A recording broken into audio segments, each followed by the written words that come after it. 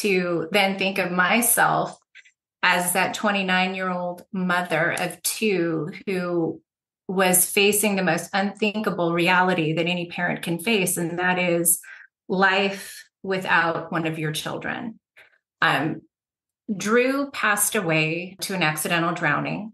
The circumstances around that was, I noticed that there was a door that was slightly opened, and I immediately thought, okay, well, he let himself outside.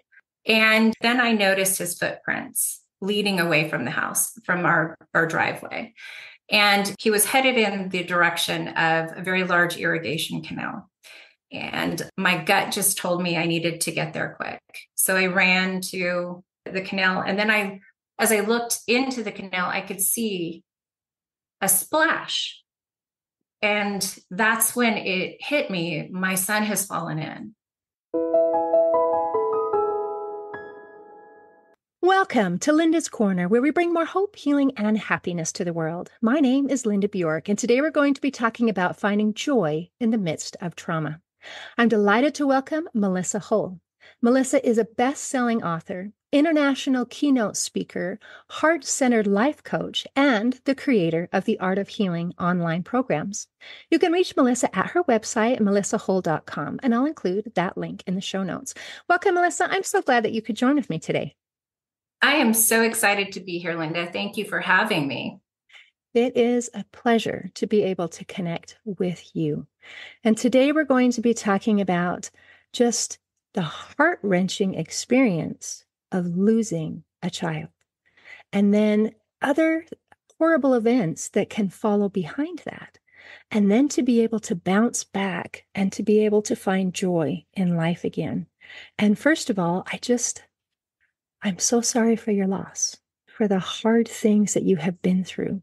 And I am so grateful and so proud of you for turning your pain into purpose so that you can help others who are struggling.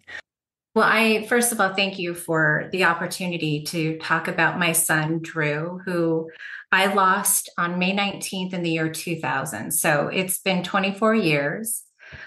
His birthday, ironically, is just a few weeks away. It's August 15th, where he would be turning 29, which is the age I was when I lost him. And so this is a very surreal kind of experience to now mentally age up my son, or the memory of my son, to a grown man, and to then think of myself as that 29-year-old mother of two who was facing the most unthinkable reality that any parent can face, and that is life without one of your children. Drew passed away to an accidental drowning. The circumstances around that, I was married to a very successful dentist here in the state of Arizona. We had multiple offices, and he was a go-getter. So he would travel to different offices throughout the state, and it left me at home with the boys quite often by myself. On this particular Friday morning, my husband left 2 days prior. My son, our younger son, Devin, had asthma as an infant. And I don't know if you've ever experienced an infant with asthma. It's scary stuff. They wheeze, they cough, they struggle to just catch their breath to breathe normally. So when you're the mother of two, you'll do just, you'll stay up all night doing the breathing treatments, because the thought of taking both kids to the ER it's like not something that you look forward to. So on this particular night, the night of May 18th, I had been up doing breathing treatments with my son, Devin, and Drew, who is our older of the two boys. He was that kid that was up before the sun always. Like, he really didn't like to sleep. Sleep was something that just kind of slowed him down. I think in many ways, Drew had a lot to do in a little bit of time. And so he was just that child that was up and ready to just go from the minute his eyes opened. And I remember him coming into my room and making the announcement, "Mama, mama, mama, the sun's up. The sun's in the sky," which was the rule for him to get out of bed. The sun had to be actually up in the sky, and then he could get out of bed. So he came to me and said, Mama, the sun's up. And as exhausted as I was that morning, I'm like, yeah, well, he's right. The sun is up. I got it. That was the rule. So I got up and I took him into the kitchen. I got him his favorite breakfast, and I gave him his crayons and some paper to color, and put on his favorite show, Thomas the Tank Engine, and said, hey, sweetheart, I'm going to go check on your brother. I'll be right back. And those words I meant I would be right back. But what ended up happening is, as I went back to check on Devin, who was struggling to breathe, I laid down next to him and I started to pat his back to comfort him, to keep him in that state of just falling into that deep sleep. And the next thing I realized, I woke up and I knew almost instantly that something wasn't right, because first of all, I had fallen asleep and I did not intend to. And I didn't know how long I had been asleep at this point. But my first thought was of Drew. And so I hopped right out of bed in that kind of panicked state. As moms, as parents, we all kind of have that moment where like something's not right. And you just like immediately start to look for your children. I went to look for Drew in the house and I couldn't find him. Now, Drew was a prankster. He liked to hide. Hide and go seek was one of his favorites. So I didn't initially think that something was wrong in terms of a life-threatening situation. But it made me very uncomfortable that I couldn't find him. And I thought possibly he was playing hide and go seek with me. So as I ran through the house, looking behind curtains, looking under, or behind cabinets, in closets, every one of his hiding places, I couldn't find him. And this is when that panic starts to escalate, like, oh, God, like something is very wrong. So I started kind of just running through the house, calling for him. And as I ran from one side to the other, I noticed that there was a door that was slightly opened, and it was a sliding glass door. And it was open maybe just 2 inches, not enough for me to notice it initially. But as I ran back, I noticed that the door was open, and I immediately thought, okay, well, he let himself outside. So I went outside, and I live in a very agricultural area. There are no homes around us. There are open fields and irrigation systems that bring water to those fields. And when I went outside, my first thought was just check around the house. I did, but then I noticed his footprints leading away from the house, from our driveway. And he was headed in the direction of a very large irrigation canal. And my gut just told me I needed to get there quick. So I ran to this irrigation canal where I could see where Drew had been. There were little toys that he brought with him that were on the bank, the side of the canal. And then as I looked into the canal, I could see a splash. And that's when it hit me. My son has fallen in.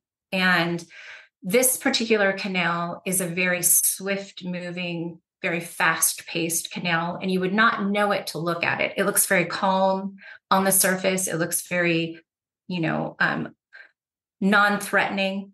But underneath the surface, these canals are built to move water quickly. So the current underneath was quite swift. And I did not see Drew at that time, but I knew instantly that this was a very serious situation.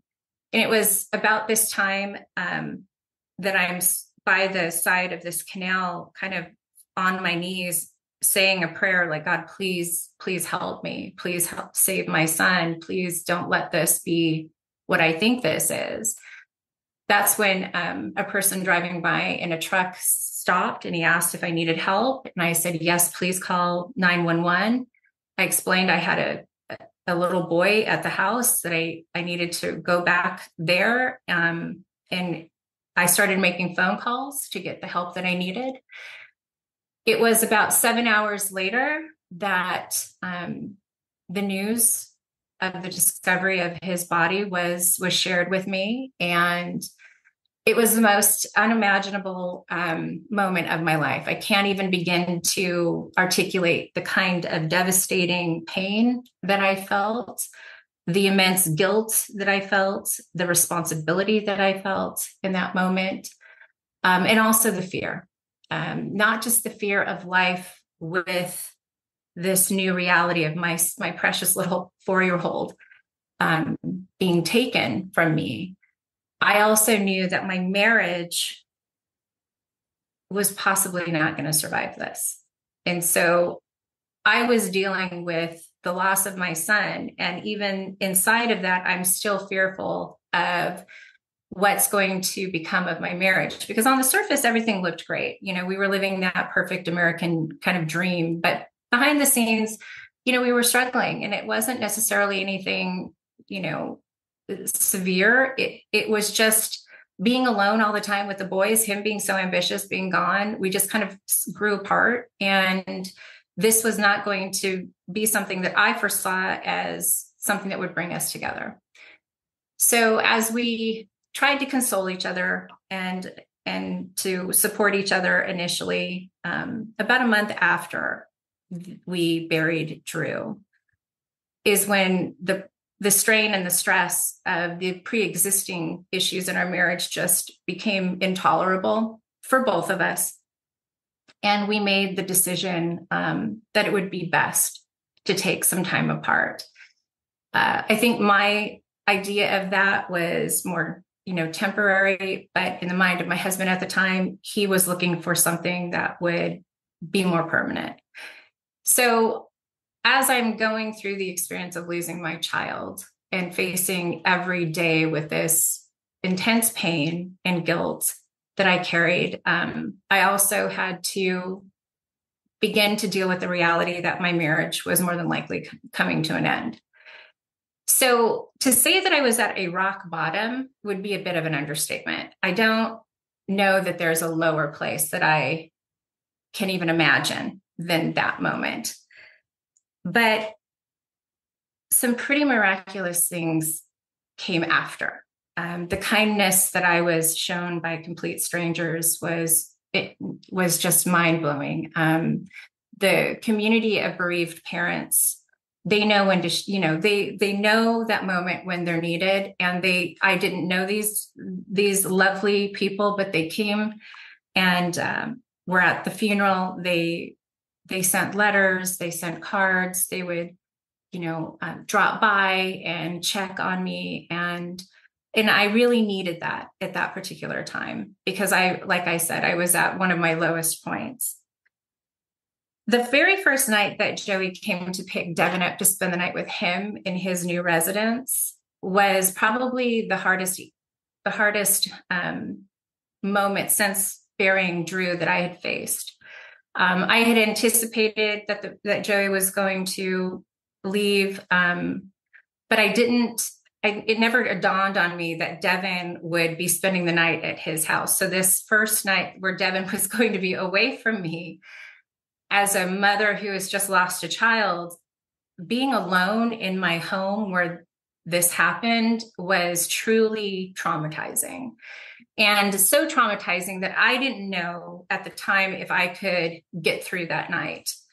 So as I said my goodbyes to Devin, I also was kind of formulating this plan of how can I live with this? How can I find the strength to let him go, even just to spend time with his dad, which is the right thing to do. But it was so emotionally painful for me to let him go. I started to wonder, is this the kind of mom I'm going to be? Am I going to be this depressed, sad, anxious version of who I once was forever? And is that really healthy for Devin? And I started to get into this mindset where I was talking myself into this idea that somehow I needed to just leave this life and go be with Drew. And it made sense at the time. It made perfect sense to me. Now, I didn't, and here's the thing. I know it sounds like I'm suicidal, but what I've come to understand is that I just had a desire to be with my son. I really didn't want to die. I just didn't know how to deal with the pain. And there is so much that we don't talk about in the bereavement community when it comes to these moments, these dark nights of the soul, and just how impactful and powerful the kindness and the impact of just strangers can be in our life. And that's why I am taking the time to kind of really build the story so that you understand what this letter that I received meant for me. So Devin is now with Joey. I'm home by myself and I'm really struggling. I'm struggling to find any reason that this is going to be manageable. I just felt consumed. I felt like I had this huge weight in the middle of my chest. I felt like I had this fog in my head that I just couldn't clear. I couldn't see the future clearly. I could just experience this intense pain in that moment. And it just felt too overwhelming. And so I began to write this letter to Devin, apologizing to him for the fact that I just didn't think I could do this. I didn't think I could be the kind of mother he deserved. And I don't know what it was that caught my eye, but I started to notice this mail on the table. And there was this letter that said, to the mother of Drew Gallimore.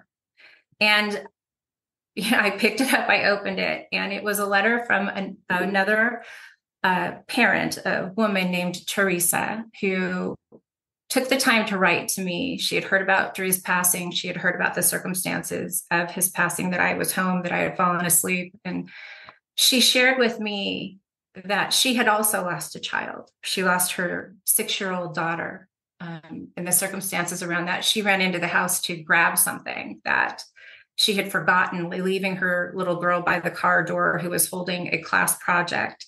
Apparently, something must have happened. Either the wind blew it from her or she dropped it, and she ended up running into the street and was struck by a car and died instantly. And so we have these very traumatic and tragic stories. And initially I thought, well, that's horrible, and I'm so sorry. But then she went on to say the most remarkable things to me. She said, I'm sure that at this particular moment, you're very tempted to beat yourself up and to say things like you were a terrible mother or that you should have done things better. And she said, I want to encourage you to focus on the love. Focus on the love that you shared with your son, not focus on the moment that he transitioned, but to focus on the life and the relationship that you shared. And then she went on to say, because from this day forward, you're going to have to choose to either be bitter or better, to take one tiny baby step towards a life of fulfillment and meaning. And you'll have to figure out what that means for you. But I want to assure you that if joy and happiness are things that still are, is the desire of your heart, that it's yours, but you will have to choose it every single day. And for me, in that moment, those words and that letter were the hope that I needed in order to believe that I too could face this very scary reality of not knowing what life would be like, not knowing if I would be strong enough to meet and to rise to the challenge of creating a new life out of this unimaginable reality. But knowing that others had gone before me and had been able to find their way, and it wasn't that they were trying to convince me. It was evident that these people that I had been meeting and I was hearing from, these were people that did find that meaning and that purpose to their life after the loss of their children too. And so I just began to become very curious. I began to ask myself the question, what will it take for me to want to choose to find joy every day? And so that's where things began for me. It began with the letter, this hope and belief that if she could do it, I could do it too.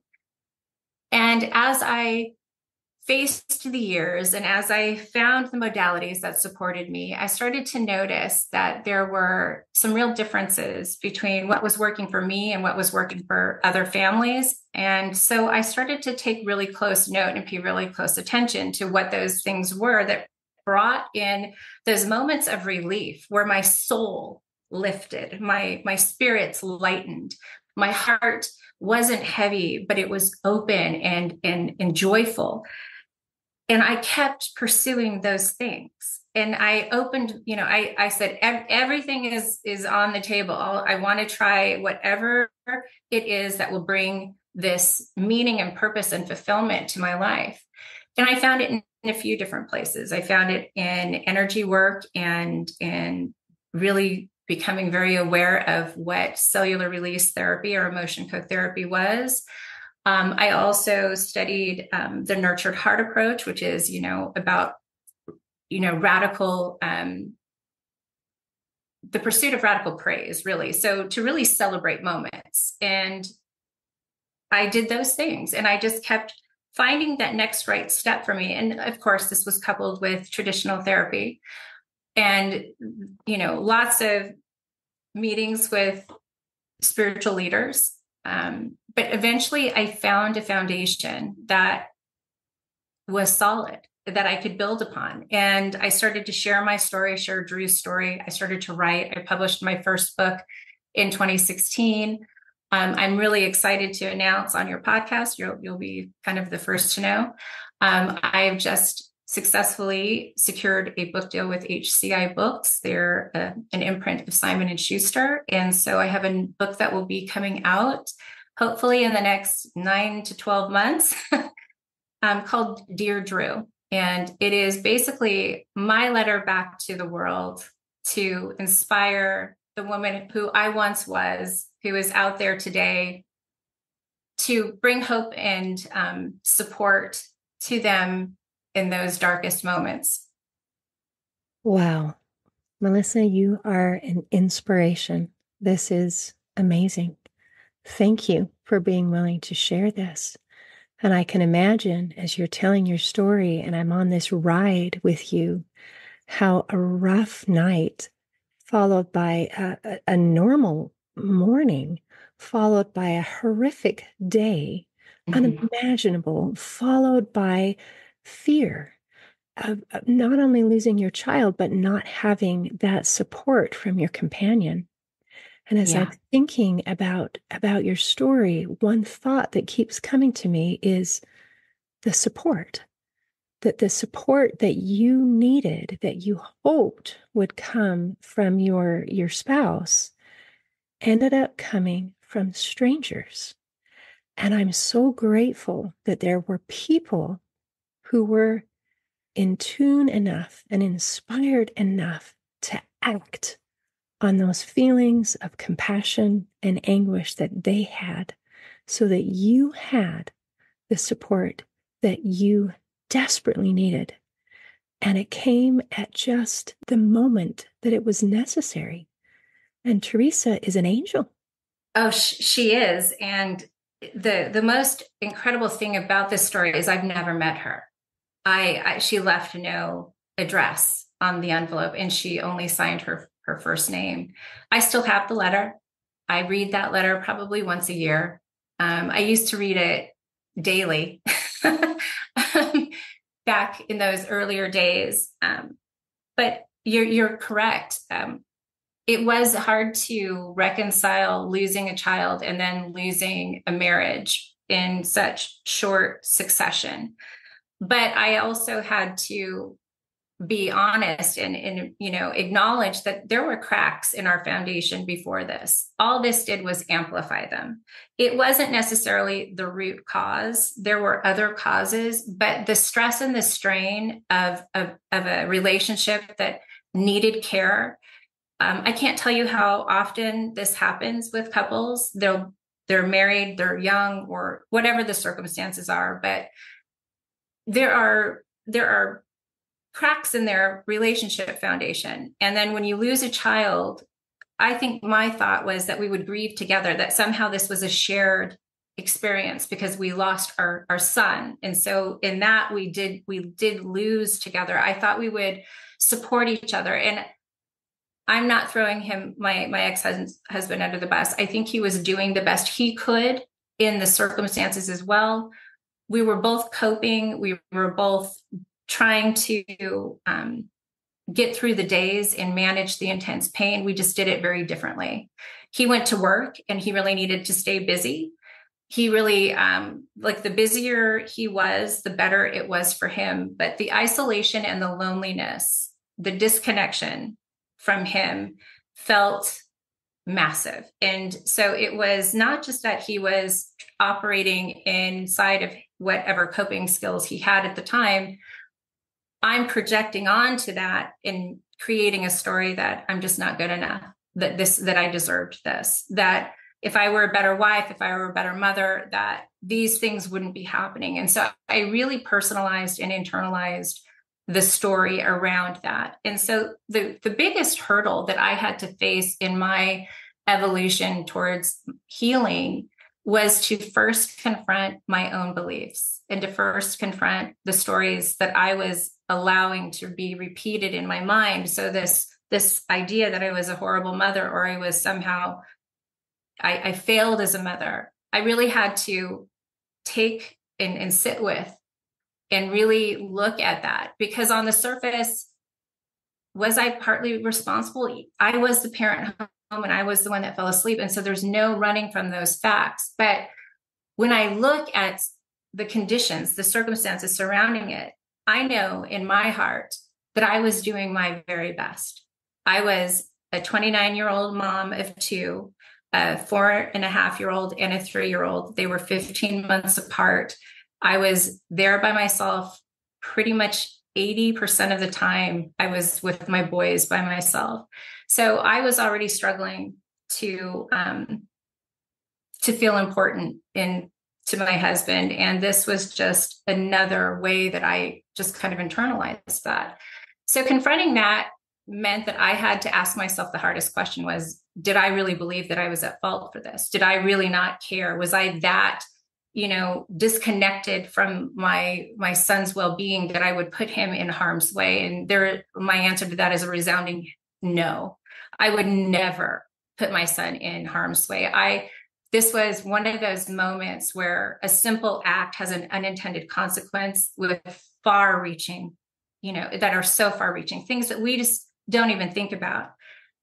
Accidents happen in very quick moments when we're not looking, or when we just turn our head. I cannot tell you of how many accidental drownings I know of in my own community where people are right there. It could be a birthday party or a summer, barbecue, and their families and their friends and people are swimming in pools or rivers or, lakes, and they turn their head for a moment and an innocent life is lost. And that's one of the things that I know I needed to talk about. I needed to talk about how as moms, when we're exhausted, when we need to have help and support for these moments, we need to be paying attention to our surroundings, because I didn't have a swimming pool. This didn't happen at my home. This happened on the other side of my property in an irrigation canal that as a kid, I used to grow up playing in the irrigation canals. Like I'm a small town girl, farm girl, so we used to ride horses through the orchards and, take go to canals and hop in, because it's Arizona. So it was really hot in the summer times, and it was no big deal. So it didn't register in my mind that this irrigation canal was this imminent and immediate threat to my child. But I had to recalibrate. I had to look at so many hidden dangers that were all around me: water fountains, baby pools, toilets, sinks, buckets, you name it. Everything started to present itself, and I could see it like, oh my gosh, this, that. So I began to share this in my writing. And through that, I decided that one of the best avenues to really make a critical difference would be to go to the very population that is most at risk. And that is children under the age of 5, especially boys. So I started to go to preschools, and I started to talk to them about what happened to Drew. And we would, have coloring contests that were in line with ideas of how to make each other safe around water. And so I would get the children's involvement, and then the parents would come and they would want to know more. And so that's how it kind of started for me, very organically, just wanting to make a difference, wanting to help make the children of my community more informed and safe, and also the parents, so that these open water systems that are a part of our community could be thought of in a new context as a potential threat and something to be very mindful of and to pay close attention to.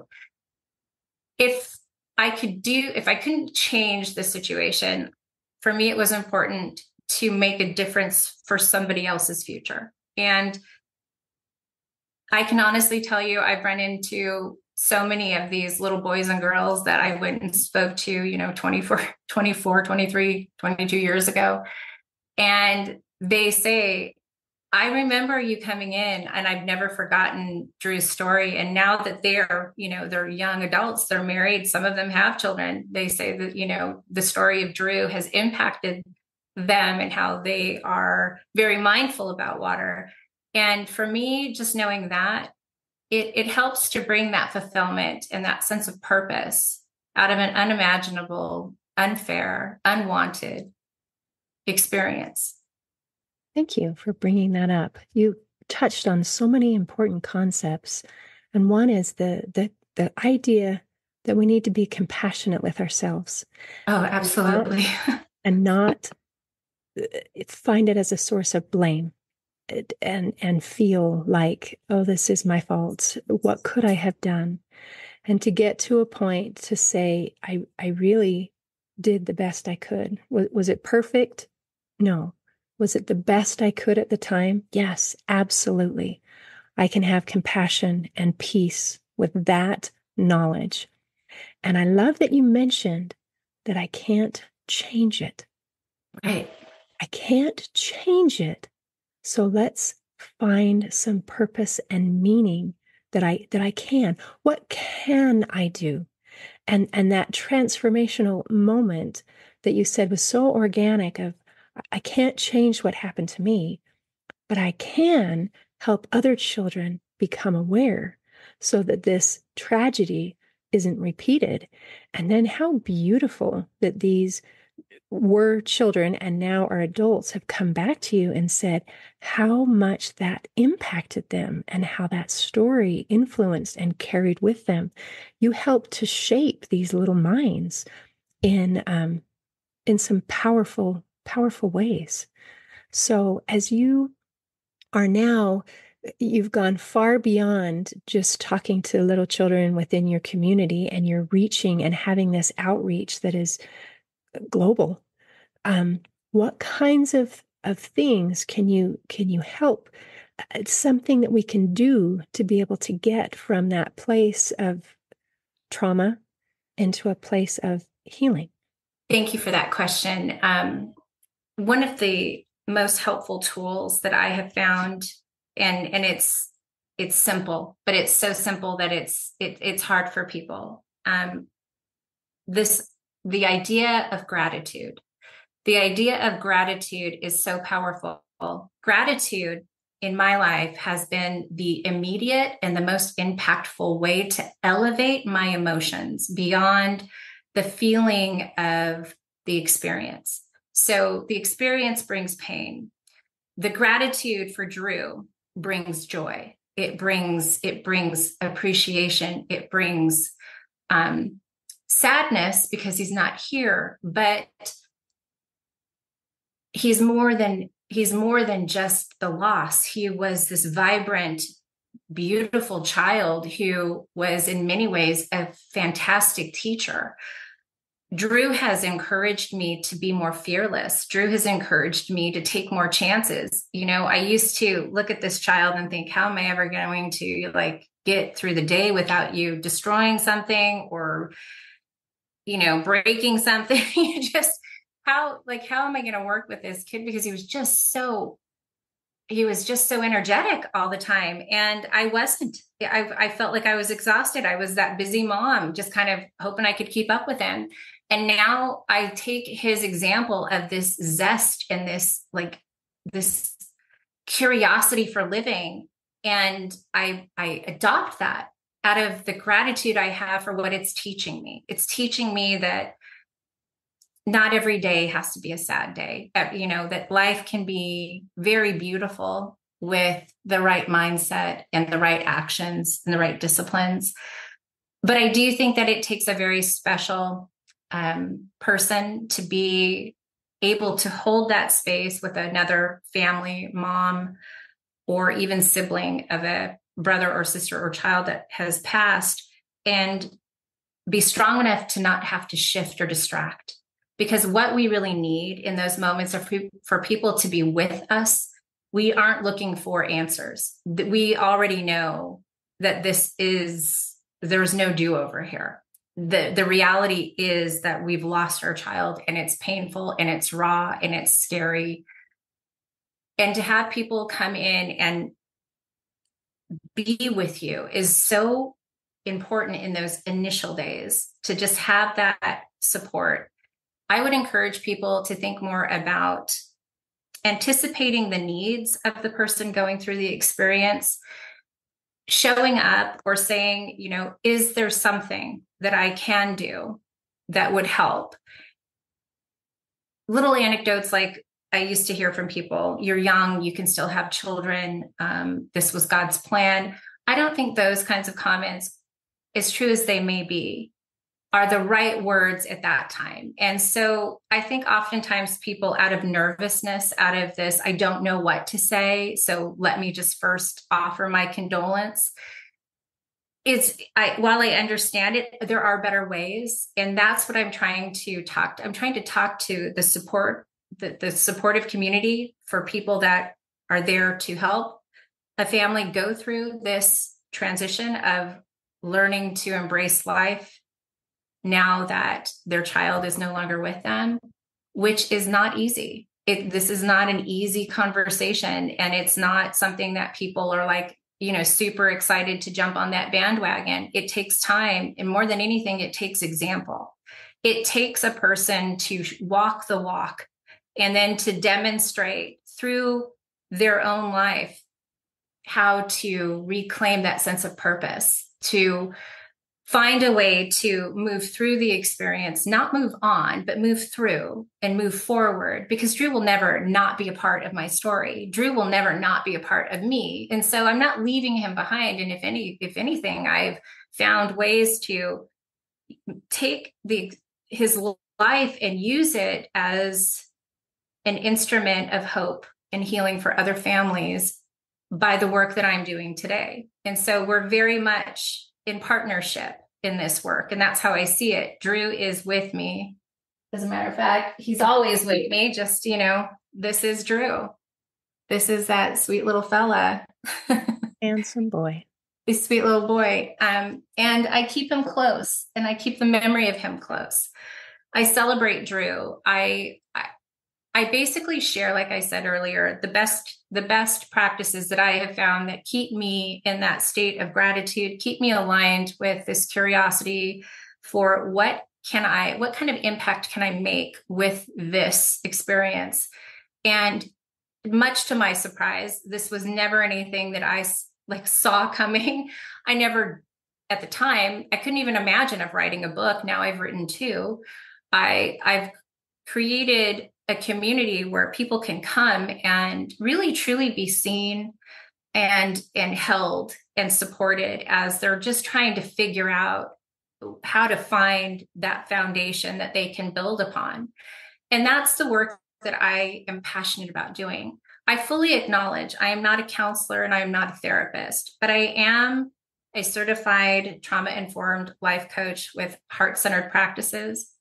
I have taken the time to really study and research what it is that has worked for me and is working for the community and clients. And I'm trying just to put that now into this book and send it out into the world, and just trust and believe that it will find the right hands, that a person will listen to this podcast and maybe they'll go to my website, and maybe they'll download a blog that they can then share with someone. My work is out there for everyone to have access to, because I believe that it takes the example of others who have gone before us. And I'm speaking to the bereavement community, to those beautiful men and women that are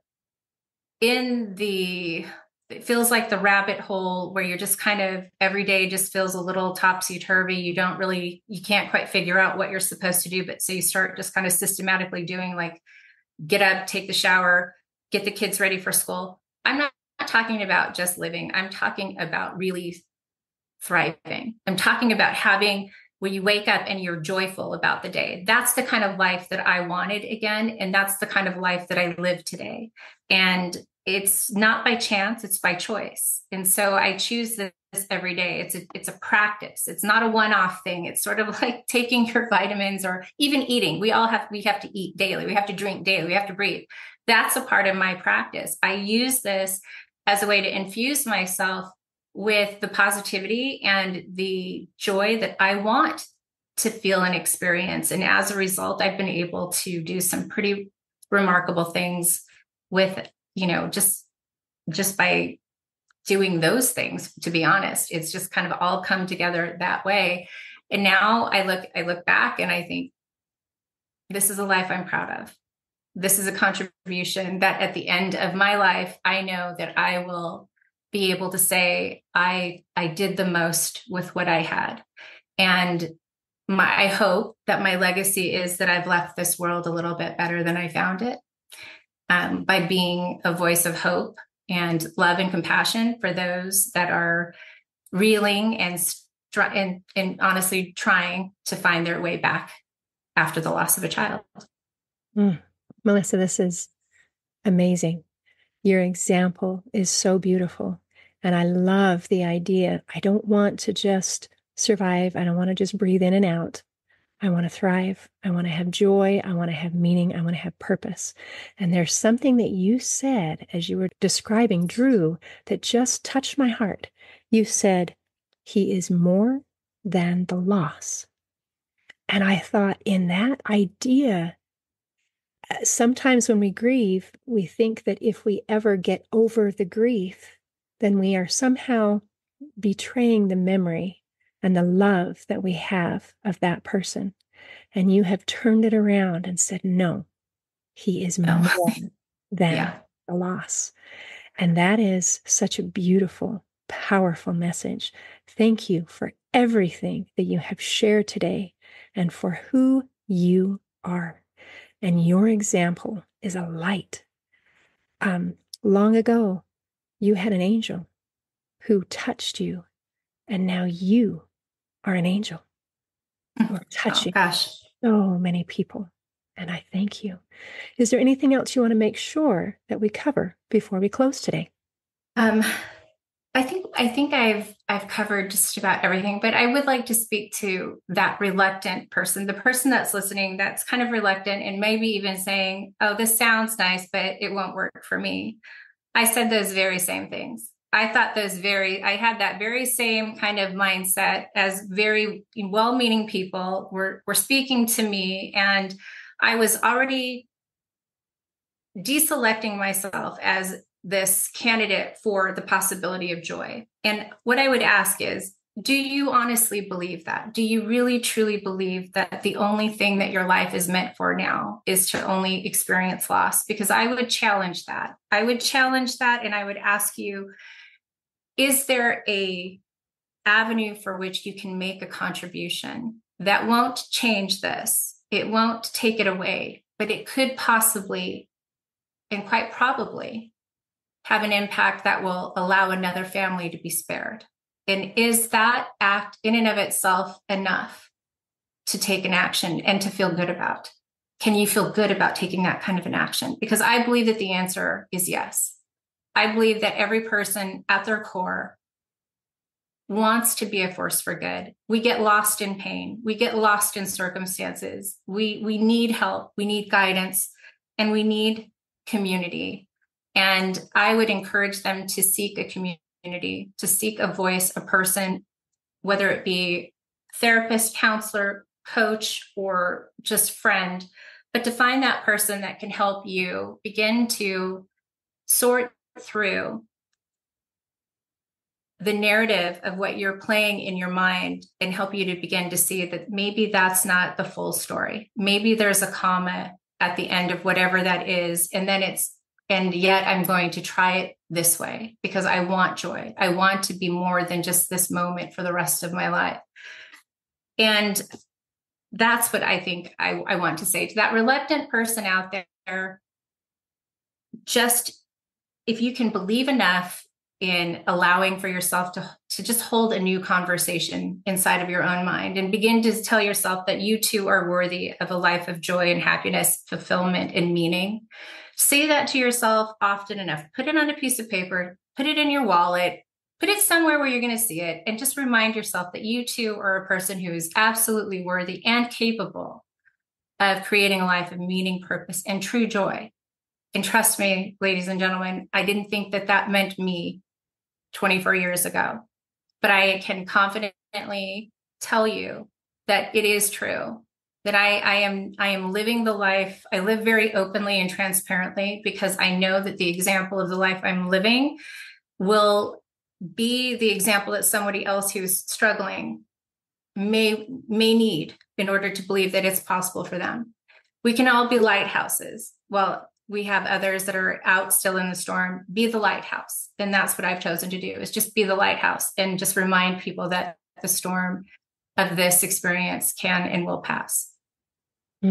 Thank you, Melissa. That's a beautiful, beautiful message. I appreciate so much you visiting with me today. You're so welcome. And I appreciate the opportunity to be here. Thank you so much. In closing, I'd like to share a quote by Haruki Murakami. He said, "When you come out of the storm, you won't be the same person who walked in. That's what the storm's all about." For our listeners who have gone through storms, know that you're not alone and that life after the storm can still be beautiful. See you next time on Linda's Corner. Thanks for listening. Please share and subscribe to help us reach new listeners. And if you'd like to heal your life from the inside out, there is a free video series at hopeforhealingfoundation.org. Just click on the free stuff tab. I also invite you to grab a copy of one of my books, like Crushed, A Journey Through Depression, and You Got This, an action plan to calm fear, anxiety, worry, and stress. See you next time on Linda's Corner.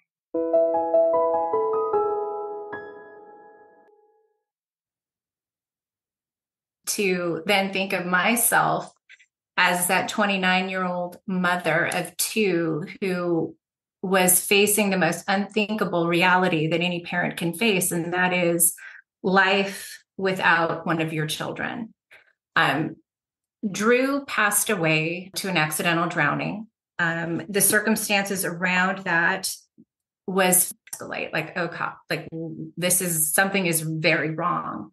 So I started kind of just running through the house, calling for him. And as I ran from one side to the other, I noticed that there was a door that was slightly opened. And I immediately thought, okay, well, he let himself outside. So I went outside, and I live in a very agricultural area. There are open fields and irrigation systems that bring water to those fields. And then I noticed his footprints leading away from the house, from our driveway. And he was headed in the direction of a very large irrigation canal. And my gut just told me I needed to get there quick. So I ran to this irrigation canal, and then as I looked into the canal, I could see a splash. And that's when it hit me. My son has fallen in.